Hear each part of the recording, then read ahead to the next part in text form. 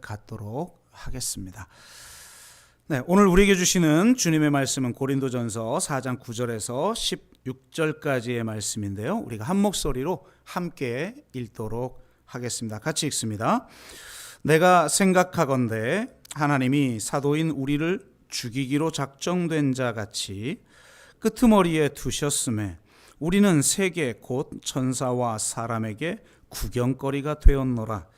우리는 그리스도 때문에 어리석으나 너희는 그리스도 안에서 지혜롭고, 우리는 약하나 너희는 강하고, 너희는 존귀하나 우리는 비천하여 바로 이 시각까지 우리가 줄이고 목마르며 헐벗고 매맞으며 정처가 없고, 또 수고하여 친히 손으로 일을 하며 모욕을 당한즉 축복하고 박해를 받은즉 참고 비방을 받은즉 권면하니, 우리가 지금까지 세상의 더러운 것과 만물의 찌꺼기같이 되었도다. 내가 너희를 부끄럽게 하려고 이것을 쓰는 것이 아니라 오직 너희를 내 사랑하는 자녀같이 권하려 하는 것이라.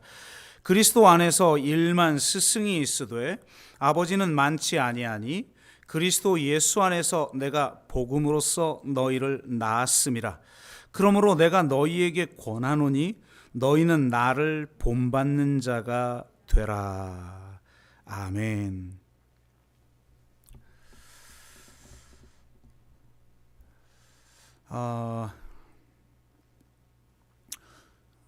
2021년도도 어느덧 마지막 주가 되었습니다. 정말 엊그제 새해가 시작된 것 같은데 쏜살같이 한 해가 지나간 것 같습니다.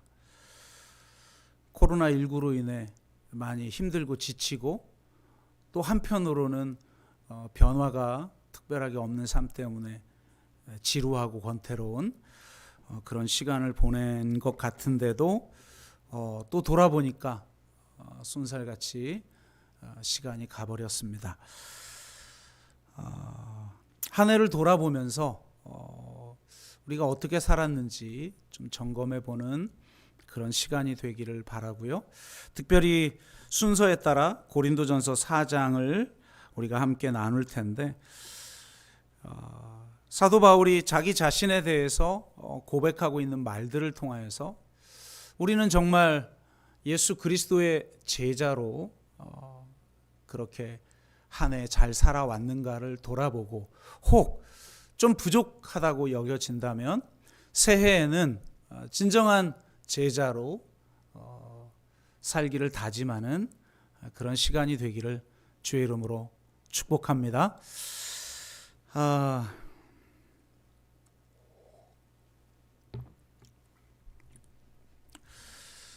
사도 바울이 자기 자신에 대해서 이야기하는 것이 세 가지인데요. 어제부터 이 컴퓨터에 지금 이 파워포인트가 제대로 작동이 안 돼서 자막과 화면을 동시에 띄우는 기능이 지금 잘 안 되고 있는 것 같습니다. 그래서 제가 자막을 준비하긴 했는데 지금 자막을 띄울 수 없는 점 좀 양해를 해 주시면서 들으시면 좋겠습니다. 자신에 대해서 이 세 가지 이야기를 하고 있는데, 그 세 가지를 오늘 좀 나누기를 원합니다. 첫 번째는 자신이 그리스도의 일꾼이요 종이라고 이야기를 합니다. 여기서 일꾼이라는 단어는 범선에서 노젓는 노예를 의미하는 것이죠. 그러니까 그리스도의 제자란 그리스도의 노예라는 말입니다. 그러면 이 범선에서 노젓는 노예와도 같은 일꾼이라는 말은 무슨 뜻인가? 우리가 세 가지만 좀 본문에서 나누기를 원하는데요. 첫째는 노예는 충성하는 자라는 겁니다. 특별히 충성하는 자란 듣는 자라는 것을 우리가 반드시 기억해야 하죠.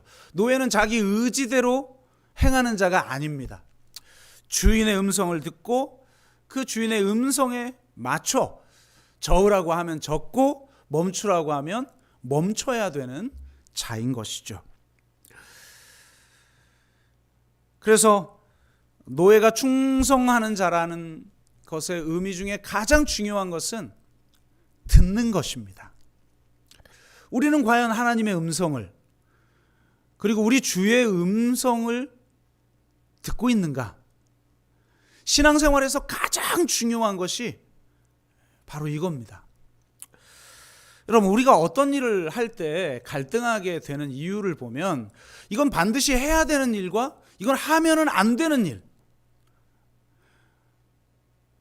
일인 경우는 많지 않아요. 물론 그럴 때도 있죠. 분명 이건 해서는 안 되는데도 내 육신이 연약하여서 하게 되는 때도 있어요. 이건 분명히 해야 하는데 내 육신이 연약하여서 하지 못하는 때도 있기는 있죠. 그러나 대부분의 경우는 해도 되고 안 해도 되는 그런 선택을 할 때 어렵죠. 무언가를 해야 되는 이유를 여러분 한번 이야기해 보세요. 합당한 이유들 많습니다. 여러분 회의해 보시면 알죠. 이걸 해야 하는 이유들도 수십 가지 될 수 있어요. 이걸 하지 말아야 하는 이유도 수십 가지 될 수 있죠.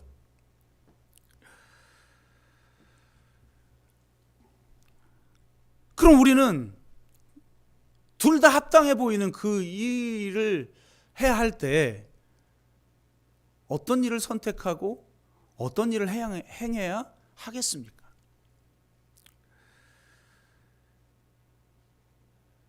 어떤 일이든 그리스도인은 반드시 주님의 음성을 듣고 주님의 음성에 순종하는 자로 살아가야 되는 것입니다. 노예는 자기가 없어요. 자기가 없는 것의 가장 중요한 특징은 듣는 거예요. 어느 목사님이 목회 초년생인데 시골 교회를 섬기게 되었어요. 가만히 보면 작은 교회일수록 친밀하기도 하지만 갈등도 많이 일어나죠. 그리고 작은 교회들은 갈등이 일어나면 그 파급 효과가 전체에 미치기 때문에 대부분의 갈등이 아주 큰 일이 되어 버립니다. 시골 교회가 특히 그렇죠. 이 목사님이 갔는데 양쪽 파가 싸우고 있는 거예요. 이 고린도 교회처럼. 선두에 선 사람들이 누구겠어요? 권사님들이시고 또 그의 남편인 장로님들이시고 뭐 그랬겠죠. 근데 제가 볼 때 장로님은 없는 교회이지 않을까 막 추측이 되는데 자세한 설명은 없어서 너무너무 싸우니까 서로 용서하고 하나가 돼야 교회지. 어떻게 여러분들이 이렇게 싸우시냐고. 중간에 아무리 또 이렇게 중재를 해도 중재가 안 돼. 이 한국 사람들은 아직 좀 이런 어떤 갈등을 해결하는 법 이런 걸 잘 배워보지를 못했잖아요. 일을 열심히 해서 잘하는 법은 배웠는데 감정을 다루는 법 그리고 관계를 회복하는 법은 거의 다뤄본 적이 없기 때문에 갈등이 있을 때 그 갈등이 너무 커져버려요. 그래서 대부분은 깨지는 것으로 끝나요. 그러니까 이게 참 안타까운 거죠. 이게 아직은 우리가 이 한국 사회가 또 한국 교회가 그리고 우리 모두가 좀 아직 성숙해야 할 과제를 안고 있는 부분이라고 할 수가 있는데 그러니까 아무리 중재를 해도 중재가 안 되는 거예요. 그러니까 이분이 너무 화가 나가지고 목회 초년생이니까 이렇겠죠. 어느 정도 목회 좀 하고 나면 이런 일은 비일비재하고 인간은 그럴 수 있구나 하고 좀 이렇게 넘길 수도 있는 건데 그러지 못한 거예요. 그래가지고 이분이 설교 때 여러분이 이렇게 서로 화해하지 않으면 저 밥을 굶겠다고. 그래서 정말 이분이 밥을 굶는데 너무 힘들게 굶었대요. 아마도 제 체질인 것 같아요. 저도 밥 굶는 걸 제일 못하잖아요. 그래서 정말 일주일을 굶고 교회 왔더니 놀라운 역사가 일어났는데 아무 변화가 일어나지 않았대요. 그게 더 놀랍지 않나요, 여러분? 네. 그래가지고 아니 여러분 어떻게 내가 이렇게 일주일을 밥을 먹질 않고 있는데도 여러분 어떻게 이렇게 변화가 하나도 없습니까? 그랬더니 성도들이 진짜 굶었어요? 뭐 그러더래요. 그래서 이분이 너무 화가 나가지고 아니 목사가 굶는다고 그러면 굶지 그러면 몰래 밥 먹었겠냐고. 여러분은 목사도 신뢰하지 못하는 그런 사람들이니 이걸 어떻게 교회라고 할 수 있냐고. 나 여기 더 이상 목회 못하겠다고. 여러분 오늘까지니까 알아서들 하라고. 나 여기 그만둡니다. 선포를 해버린 거예요. 아니 그렇게 해서 그만둘 거면 저는 수천 번 그만뒀겠어요. 그러니까 아마 목회 초년병이니까 그랬겠죠. 이분이 그만둔다고 선포해버리고 나서 그래도 목사니까 기도를 하지 않았겠습니까? 기도를 하는데 하나님께서 너 왜 그만두려고 하느냐? 어딜 가려고 하느냐? 그랬더니 이분이 화가 나가지고 몰라서 물으시냐고. 이게 교회냐고. 그랬더니 주님이 그러시더래요. 그래? 네가 그렇게도 잘났냐? 좋다. 네 마음대로 해라. 네 마음대로 하되 이제부터 너와 나의 관계는 끝이다. 네가 잘나가지고 네 마음대로 결정하는데 내가 너와 무슨 상관이 있겠느냐. 네 마음대로 해봐라. 그렇게 말씀을 하시되는 거예요. 그러니까 센 얘기를 들은 거죠. 그래서 그때야 비로소 찔려서 자신이 하나님께 묻지 않고 자기 마음대로 결정했음을 깨달았다는 거예요. 성도만이 아니라 자기를 포함하여 교회 전체가 주님을 무시하고 있었음을 그는 깨달은 거예요. 그래서 주님 앞에 회개하고 용서를 구하는 기도를 드렸더니 그제서야 주님이 위로를 좀 해주시더라는 거예요. 얘 누구누구야. 사람 싸우는 거 나도 화해시키지 못했다. 예수님 보세요. 제자들과 함께 3년을 살았는데 예수님이 죽기 직전까지 제자들이 누가 크냐 그러고 자기들끼리 싸우잖아요. 예수님도 못한 일을 왜 네가 하려고 그러냐. 네가 참 애썼다. 그렇게 위로를 해주시더라는 거예요. 그때야 비로소 자신이 문제를 해결하는 자가 아니라 오직 그 문제를 통해 자신은 오직 주님과 더 가까이 나아가야 하는 자라는 사실을 깨닫게 되었다는 겁니다. 그 후부터는 주님의 음성을 듣지 않고는 결코 움직이지 않았다고 합니다. 여러분, 그리스도의 제자들이 그리스도의 노예라고 하는 것의 가장 중요한 특징, 충성의 가장 중요한 요소는 듣는 것입니다. 내가 원하느냐 원하지 않느냐, 내가 그 일을 할 수 있느냐 없느냐, 그건 둘째 문제예요. 정말 주님이 원하시는 것인가?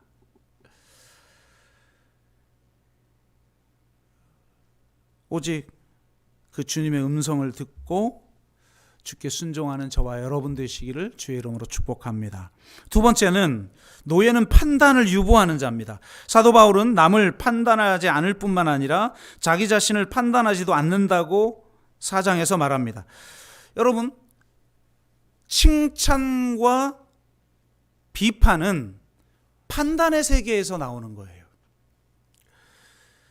판단에 의해서 결국 자책하거나 교만하게 되는 겁니다. 비판이 주어지면 자책하게 되고 칭찬이 주어지면 교만하게 되는 거예요. 노예는 비판이나 칭찬으로부터 자유해야 합니다. 노예는 자책이나 교만에서 자유해야 합니다. 나가 없기 때문입니다. 인간의 비판이나 칭찬, 인간의 자책이나 자부심, 그 모든 것이 사실은 헛된 거예요. 사도 바울은 바로 이 비판의 세계, 혹은 이 판단의 세계, 소위 말해서 율법의 세계, 양심의 세계에서 자신을 비춰봤을 땐 자신이 자책할 게 하나도 없다는 거예요. 와, 이 대단하죠. 내가 율법의 의로는 흠이 없는 자라고 고백하는 사람이에요. 4장에서도 내가 자책할 걸 찾지 못했다. 와우, 대단한 사람이죠. 언제쯤 우리는 이렇게 자신만만할 수 있을지 모르겠어요. 그런데 이렇게 자신만만한 바울이지만 자신의 판단을 기준으로 교만하지 않았어요. 자신의 판단을 신뢰하지 않았어요. 율법의 의로 흠이 없을지라도, 자신의 양심에 근거하여 자책할 것을 찾지 못했을지라도 그것으로 자신은 하나님 앞에 의롭다라고 인정받을 수 없다는 걸 인정하는 사람이에요. 그는 자신에 대한 판단을 주님이 다시 오실 때까지 유보하기로 합니다. 심판하실 이는 오직 주님밖에 없기 때문이에요. 그분이 오셔서 감추인 것들과 마음의 뜻을 드러내실 거라는 거예요. 만약 감추인 것과 그 깊은 곳에 있는 마음의 동기까지 다 드러낼 때도 내가 내 양심에 비춰봤을 때 자책할 것이 하나도 없다라고 하는 자세를 유지할 수 있을까? 사도 바울은 그럴 수 없다라고 인정하는 거예요. 지금 내가 생각하기에 자책할 것이 없고 율법의 의로는 흠이 없어 보이는데, 그런데 진짜 주님이 오셔서 다 들추어내면 그때도 자신만만할까? 그건 아닐 거라고 인정하는 거예요. 그래서 더 이상 판단의 세계에 머물러서 자기가 얼마나 못났는지, 자기가 얼마나 잘났는지 그걸 따지지 않아요. 여러분 자유인은 내가 얼마나 잘났는지 못났는지를 따지겠죠. 노예는 그걸 따지지 않아요. 오직 그 명령 앞에서 순종하여 그 일을 해낼 뿐이에요. 주님의 제자가 된다는 것은 오직 마지막 날에 하나님이 나를 심판하시고 오직 하나님만이 나를 또한 칭찬하실 수 있는 분이라는 것을 인정하는 사람이 되는 거예요.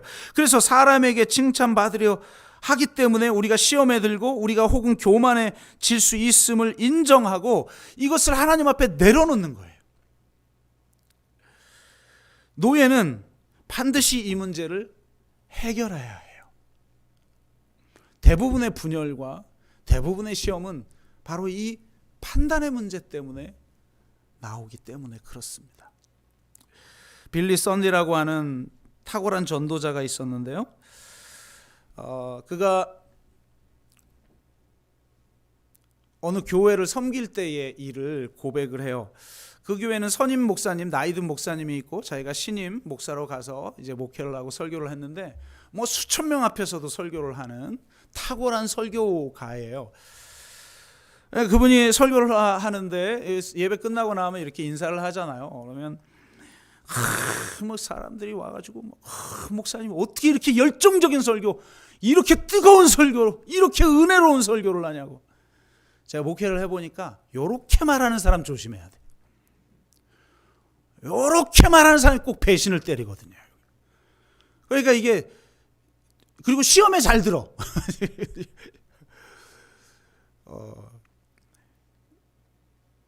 그러니까 이미 목회 경험이 많은 이 나이 든 목사님이 앞에서 그냥 목사님 어떻게 설교가 이렇게 뜨겁고 은혜스럽냐고 하니까 옆에서 콕 찌르더래요.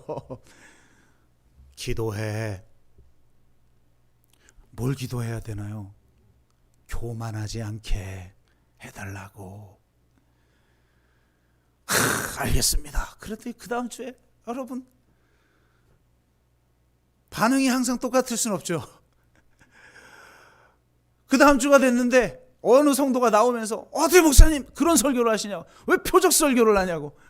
아니 그럼 표적 설교를 해야지 빗나가는 설교를 합니까? 관역에 맞춰야지. 와 목사님 나 시험 들게 했다고 그러면서 나가는 거예요. 와 그러니까 이 젊은 목사가 진짜 열불 나겠죠. 그런데 바로 그 나이 든 목사님이 옆에서 또 옆구리를 꾹 찌르면서 기도해. 그러대. 뭘 기도해야 되나요? 낙심하지 말게 해달라고. 주의 제자는 판단의 세계를 넘어서야 돼요. 그렇지 않으면 쓰임받기 어려워요. 판단의 세계를 넘어서 정말 자신의 판단을 오직 주님 다시 오실 때까지로 유보하고, 어떻게 주님이 나를 판단하시든 그 십자가의 은혜로 살았던 나를 그분만이 칭찬하시고 인정하실 거라는 것, 그것을 기대하며 살아가는 저와 여러분 되시기를 주의 이름으로 축복합니다. 세 번째는, 노예는 청지기 정신을 가져야 돼요. 사도 바울은 종의 이미지와 청지기의 이미지를 연결하고 있는데, 청지기의 가장 중요한 특징이 뭡니까? 맡은 자죠. 자기 것처럼 사용을 하지만 자기 것이 아닌 것을 가지고 있는 사람, 청지기죠. 그러니까 청지기는 한마디로 주신 걸 가지고 하는 거예요. 그러니까 이게 참 어려운 거죠. 신앙생활이 어려운 이유는 이런 거예요. 주신 걸로 하지 않고 자꾸 내 것을 가지고 하려고 하게 된다는 거예요, 우리가. 정말 어려운 거는 주신 것도 없는 것 같고 내가 가진 것도 없는 것 같은데 순종해야 될 때, 이때가 제일 어렵죠. 그때 우리에게 왜 어떤 영성이 필요하냐? 하나님은 항상 이미 주셨다는 거예요. 이게 신앙의 자세예요. 우리 기도가 마치 없는 걸 달라고 하는 식의 기도는 계속 없음의 열매만 맺어져요. 그런데 이미 받았고 주님이 이미 일하고 계심을 인정하는 기도는 응답이 되는 기도죠. 신앙생활이라는 건 내가 이미 받았다는 것이고, 나에게 주어진 것이 내 것이 아니라, 내가 노력해서 얻은 것이 아니라, 당연하게 누려야 하는 어떤 것이 아니라, 받을 자격, 누릴 자격이 없는 나에게 주신 하나님의 선물임을 인정하며 살아가는 거예요. 신앙은 그런 거예요. 오늘도 우리가 찬양했지 않습니까? 나에게 있는 것, 내가 누린 모든 것, 그것이 당연한 것이 아니라 은혜였다는 거예요. 위대한 신앙인들은 항상 이 고린도전서 4장 7절 말씀을 가지고 유혹을 이겼어요. 존 낙스라고 하는 위대한 종교 개혁자도 말년에 사단이 시험하는 거예요. 네가 이렇게 위대하게 살았고 자신을 완전히 바치고 헌신했으니 이제 인정받을 만한 자 아니냐, 받아야 되는 것 아니냐, 무슨 그런 유혹을 했겠죠. 그가 어떤 말씀으로 유혹을 물리쳤는지 아십니까? 바로 이 7절 말씀이에요. 누가 너를 남달리 구별하였느냐? 내가 대단한 사람이라는 거죠. 내가 이 정도 되면 좀 내가 대접 받아야 되지 않을까? 내게 있는 것 중에 받지 아니한 것이 무엇이냐? 내가 받았은즉 어찌하여 받지 아니한 것 같이 자랑하느냐? 이 말씀으로 유혹을 이겼다는 거예요. 그런 의미에서 청지기는 은혜를 아는 자예요. 십자가는 은혜의 교리를 우리에게 선물하죠. 십자가의 기준으로 산다는 것은 약함과 어리석음의 원리로 사는 것이며 은혜의 원리로 사는 것을 의미합니다. 받지 아니한 것이 아무것도 없다는 거예요. 아직 주어지지 않은 것, 내게 없는 걸 가지고 한탄하는 것이 아니라 나에게 있는 이것이 주님이 주신 것이구나 라고 감사할 수 있는 은혜를 아는 자, 그가 청지기죠. 가장 위대한 선물은 주님 자신입니다. 그 다른 어떤 선물을 주지 않으셔도 나를 위해서 자신의 생명을 내어주신 그분 자신을 우리에게 주셨다는 것, 이거 외에 다른 어떤 은혜가 필요한 겁니까 도대체? 나에게 주신 모든 것이 은혜임을 깨달으려면 자신의 전부를, 자기 자신을 나에게 선물로 주신 그분과의 영적 교제가 이루어져야 돼요. 제가 목회를 하면서 깨달은 게 있는데, 교인들이 예수를 안 믿는구나. 뭐 하나님이 막연히 있는 것 같아서 교회 다니는 이런 사람은 아예 제외하고, 신앙의 수준을 세 가지로 성경은 말하잖아요. 우리가 예수에 대해서 들은 바요, 본 바요, 만진 바 되었다. 들은 바는 뭐예요? 하나님의 말씀이 믿어지는 역사가 있는 거예요. 여러분, 이것도 놀라운 기적의 역사인 줄로 믿습니다. 여러분, 예수를 믿기 때문에 지금 이 자리에 오신 것 맞죠? 아님 말고 들은 바요. 그런데 주의 음성을 듣고 주님의 말씀이 믿어지는 역사뿐만 아니라 봐야 해요. 그분의 얼굴을 봐야 해요. 무슨 말이에요? 인격적으로 주님을 만나야 된다는 거예요. 인격적으로 주님을 만나지 않으면 너무 쉽게 흔들려요. 교만했다가 좌절했다가 낙심했다가 뭐 또 금세 그냥 막 밝아졌다가, 쉽게 요동하는 사람은 믿기는 믿으나 그리스도를 인격적으로 못 만난 사람들이에요. 그러니까 여러분, 목숨 걸고 주님을 만나야 돼요. 내가 말씀 묵상하더라도 지식으로 접근하거나 내가 경건에 그냥 단순한 훈련을 위해서 접근하는 게 아니라, 내가 기도할 때나 내가 말씀을 볼 때나 이게 정말 살아있는 말씀으로, 그래서 그게 인격으로 나에게 그냥 와 닿아버리는, 그래서 말씀에 나타난 그리스도가 내 안에 나타나서 그의 얼굴을 나에게 보여주는, 그것을 사모해야 되는 거예요. 더군다나 코로나19 때는 이게 더 시급해요. 예전에는 모이기라도 힘썼어요. 모여서 막 부르짖고 기도하고 그런 중에 어떤 사람은 은혜도 받고 그러지만, 지금은 모일 수조차 없잖아요. 그러면 각자 지금 그리스도를 만나는데 사생결단해야 되는데, 여러분 그러고 있냔 말이에요. 지난 한 해 돌아보면서 그렇게 했냔 말이에요.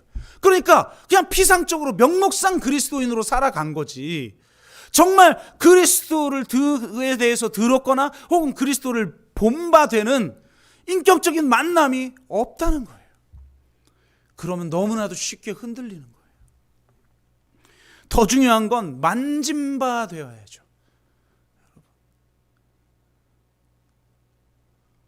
아니, 여기서 만진 바 됐다라는 게 뭡니까?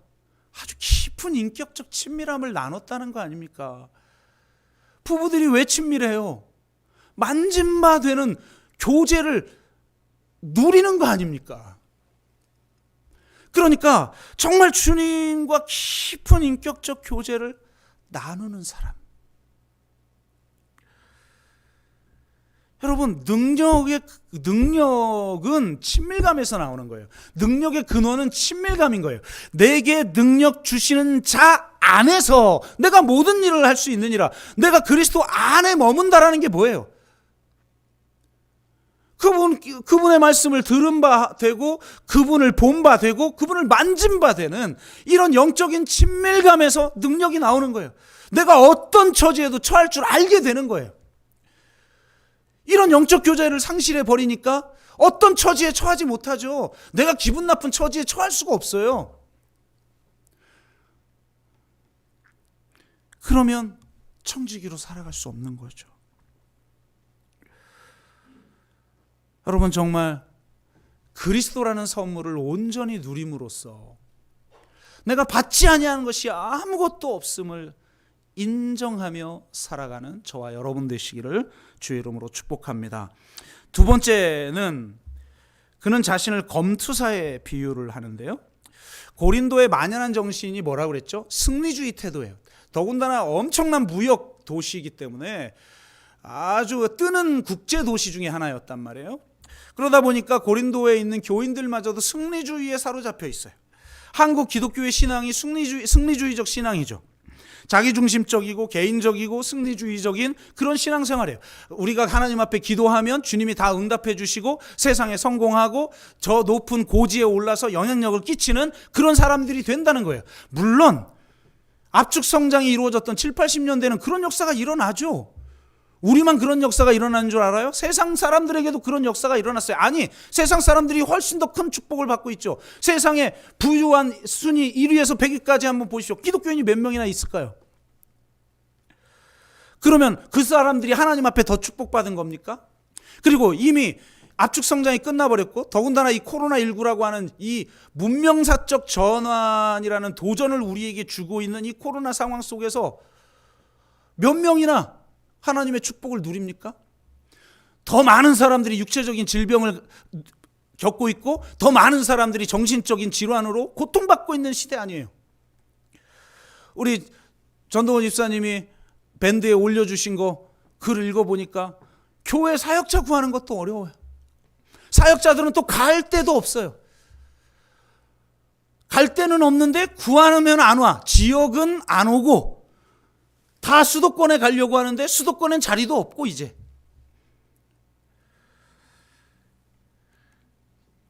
그런 승리주의적 태도가 한국 교회를 무너뜨린 거죠. 신앙의 본질을 붙드는 게 아니라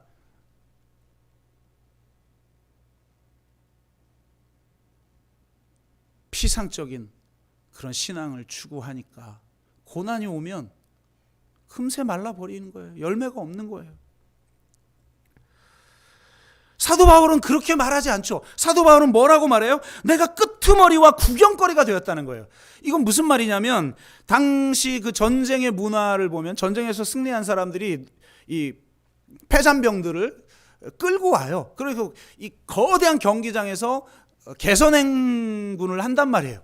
그때 제일 앞에 승리한 장군이 지나가겠죠. 그런데 가장 끄트머리에, 그 가장 끄트머리에 누가 있느냐? 이제 곧 죽임당할 수도 있는 자들, 죄수나 패전국 장병들,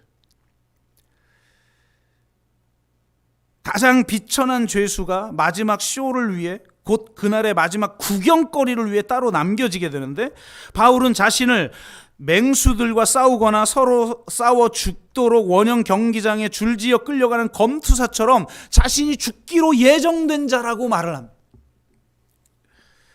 사도 바울은 자신의 체험과 함께 당시 철학자들의 글에 자주 나오는 고난 목록, 정말 축복받은 사람들은 이런 고난을 받을 수는 없어 라고 하는 고난 목록이 있었는데, 그 고난 목록을 일부러 끌고 와서 지금 설명을 하고 있어요. 죽기로 예정된 자, 구경거리, 바보, 약한 자, 치욕을 당한 자, 배고프며 목마르고 험한 꼴을 당하고 정해진 거처도 없고 나쁜 대접을 받는다는 거예요.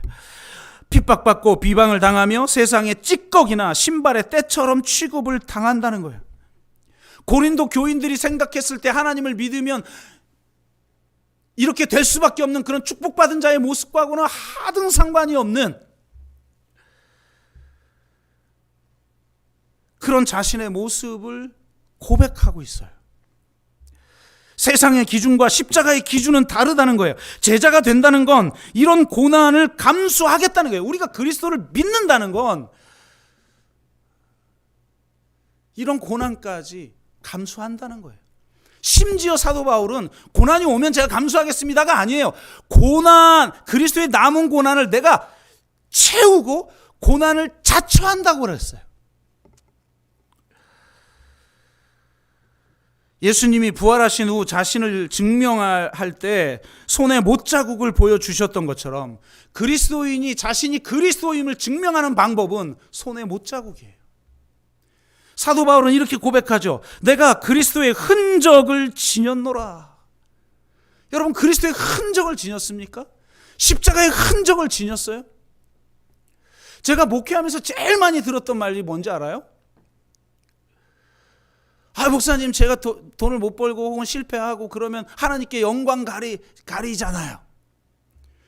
그런 말이 하나님의 영광을 가리는 거예요. 그러니까 내가 축복받아야지 남한테 예수 믿으세요라고 말할 수 있죠. 그 말이 예수의 영광을 가리는 거예요. 그렇게 말하면 예수 안 믿으면 성공하는 사람이 더 많은데 안 믿어야지.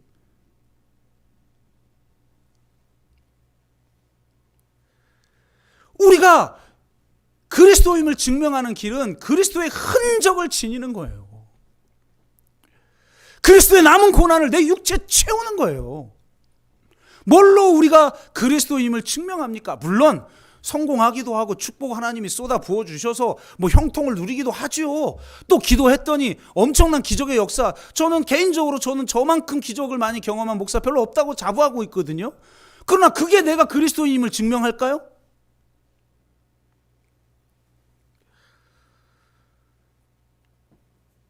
그리스도의 흔적을 지녀야 합니다. 미국의 어느 목사님이 목회를 했는데 교인 중에 과거 갱스터였다가 회심한 사람이 있었는데 옛날 성질머리를 못 버리고 자꾸 화를 내는 거예요. 어느 날은 너무 화가 나가지고 미국은 이제 총기 소지도 하잖아요.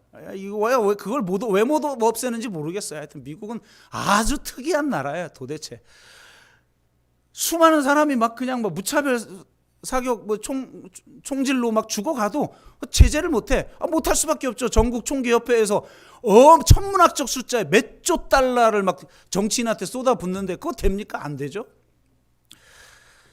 아유, 또 이런 소리 나오네. 어쨌든 이 사람이 너무 화가 나가지고 총을 빼가지고 자기를 화나게 한 사람을 쏘려고 그러는 거예요.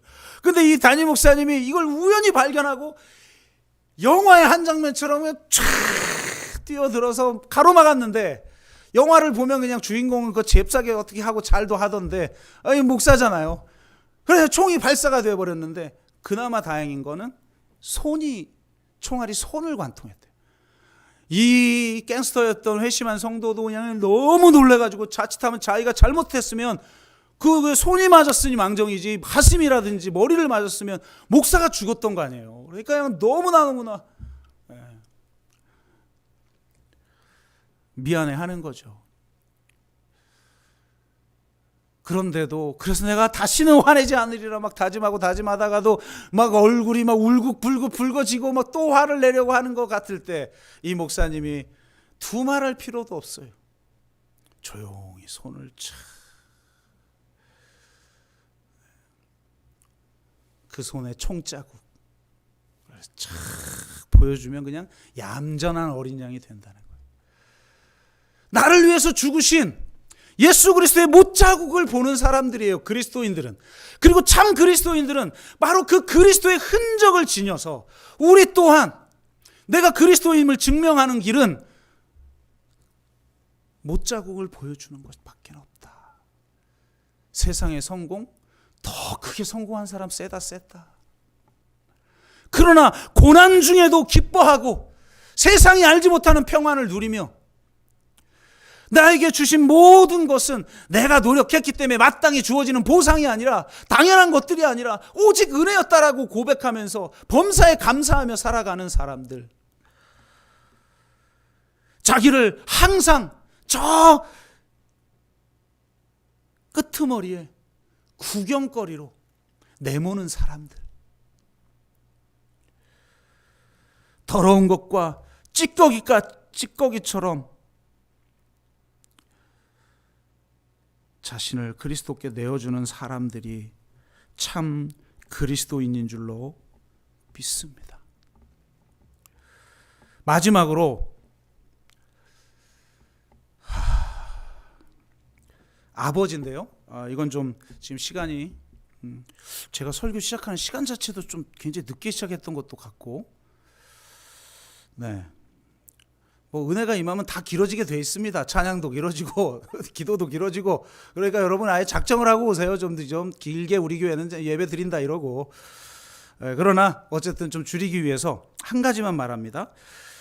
사도 바울이 자신에 대해서 이렇게 얘기해요. 그리스도 안에서 1만 스승이 있으되 아버지는 많지 아니하니 그리스도 예수 안에서 내가 복음으로써 너희를 낳았음이라. 아버지와 이 스승의 차이. 그러니까 여기서 말하는 스승은 우리 요즘 말하면 그냥 일반적이죠. 그냥 교사. 그리고 여기서 말하는 아버지는 진정한 영적 스승. 그래서 초기 교회는 자기의 영적 스승을 아버지라고 불렀어요. 나이와 상관없이. 혹은 여자들은 어머니라고 불렀단 말이에요. 그러니까 여기선 일반 교사들은 많이 있는데 진짜 스승이 없다는 거예요. 그런데 진짜 스승의 가장 중요한 특징 한 가지만, 지금 이제 시간상 한 가지만 말씀드리자면 이렇게 말할 수 있는 사람이어야 된다는 거예요. 16절, 그러므로 내가 너희에게 권하노니 너희는 나를 본받는 자가 되라. 스승은 지식을 잘 배우라고 말하지만 아버지는 나를 본받으라고 말하는 자예요. 아버지는 말만 하는 자가 아니라 행위로 말하는 자예요. 말이 아니라 삶을 보여주는 자예요. 말하는 방식이 아니라 살아가는 방식을 보여주는 사람이에요. 그리스도께서 먼저 우리의 스승이 되어주셨어요. 그분이 먼저 살아내셨어요. 우리는 자꾸 예수님을 높이고 그분만을 예배하려고 해요. 실상 예배가 가장 쉽습니다. 주님은 자신을, 여러분, 예배하기를 원하신 것이 아니라 자신을 따르라고 우리를 부르셨어요. 그분을 따르는 것이 어려우니까 우리는 자꾸 그분을 멀리하기 위해 그분을 높여요. 그분은 세상을 떠나면서까지 내가 너희와 항상 함께 있겠다라고 약속을 하시고 정말 우리와 함께 하시는데 우리는 그분을 저 높은 천상으로 올려놔요. 그리고 정말 높으신 그분을 찬양해요. 그분과의 거리를 버릴수록 신앙생활하기가 편해지기 때문에 그렇습니다. 그분을 하늘로 격리시켜서 내 삶에 관여하지 못하도록 하기 위해서 우리는 그분을 높이고 오직 그분을 예배할 뿐이에요. 그러나 예수님은 높이 올려지신 분이라기보다는 앞서가시는 분이에요. 그래서 그분은 나를 예배하라고 말씀하지 않고 나를 따르라고 말씀하셔요. 내가 앞서가마, 그러니 너희는 나를 따르라.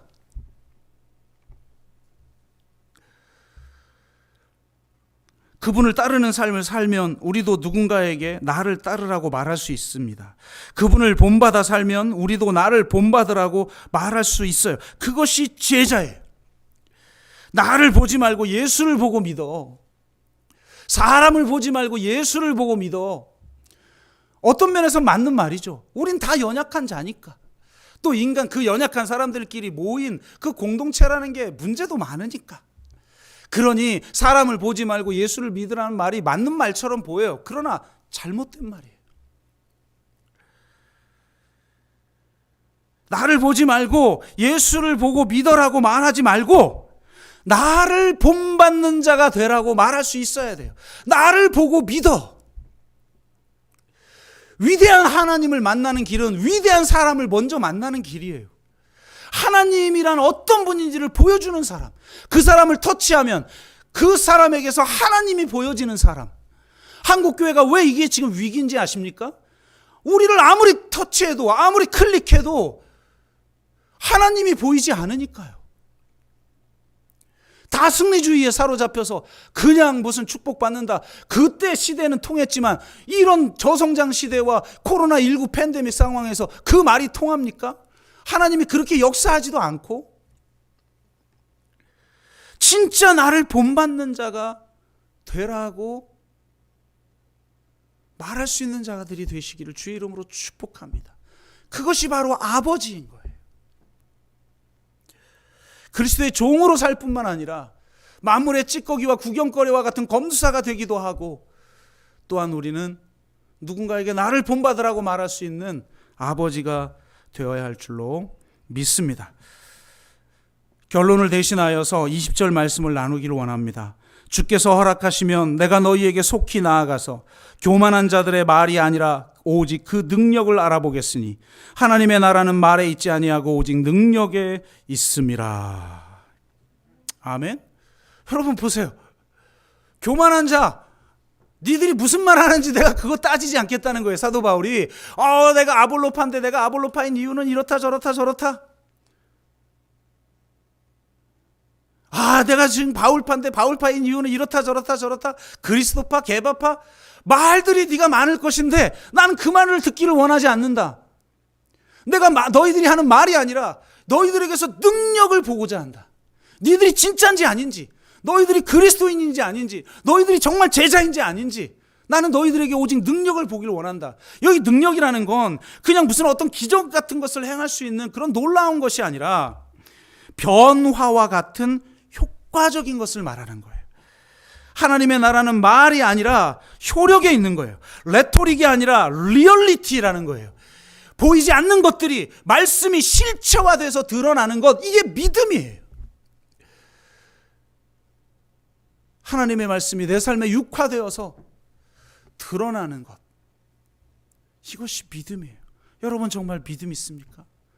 여러분 정말 예수 믿으십시오. 우리 목사들끼리 모였을 때 제일 많이 하는 말이 뭔지 알아요? 목사님들 예수 믿으세요. 내가 볼 때 예수 안 믿는 것 같아. 교리는 믿는데 예수는 안 믿는 것 같아요.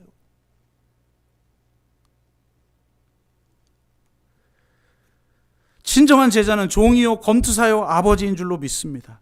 올 한 해 조금 그렇게 사는 것에 좀 부족했다면 하나님 내년에는 조금은 올해보다는 좀 나아지길 원합니다. 정말 그렇게 기도하고 실제로 정말 그런 삶을 살아낼 수 있는 저와 여러분 되시기를 주의 이름으로 축복합니다.